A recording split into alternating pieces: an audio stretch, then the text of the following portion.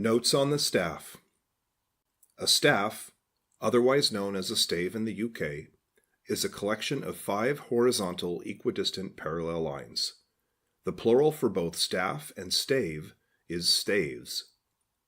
Notes and other musical symbols are placed on the lines and spaces of staves. Note heads are slightly elliptical and their diameters match the distance between 2 staff lines. They can be solid or hollow. Notes that are higher on the staff are higher in pitch than notes that are lower. For now, we are going to write our note heads without stems.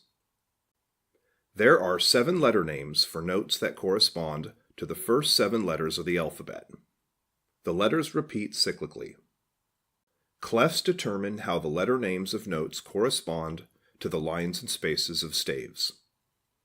The 2 most common clefs are the G clef and the F clef. The G clef circles around the second from the bottom line, indicating that a note on that line is a G. The F clef circles around the second from the top line, indicating that a note on that line is an F. The F clef also has 2 dots on the spaces above and below the F line. The G clef is more commonly known as the treble clef, and the F clef is more commonly known as the bass clef. The letter names of notes continue cyclically in order above and below the G and F just identified. One way to learn the letter names of the lines and spaces on staves is to use mnemonic devices. From bottom to top, the spaces on the treble staff spell the acronym FACE. The lines from bottom to top make the initialism, "Every good boy does fine." Similarly on the bass staff, the spaces make the initialism, "All cows eat grass."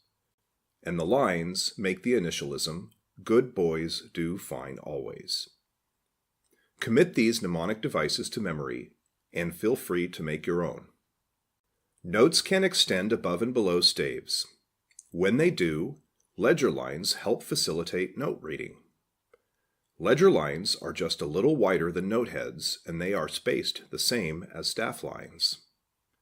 Ledger lines for multiple notes should not touch each other. Also, there should be no ledger line further away from the staff than the note head. Fluency in music requires instant recognition of notes. This can be achieved with practice in a short amount of time.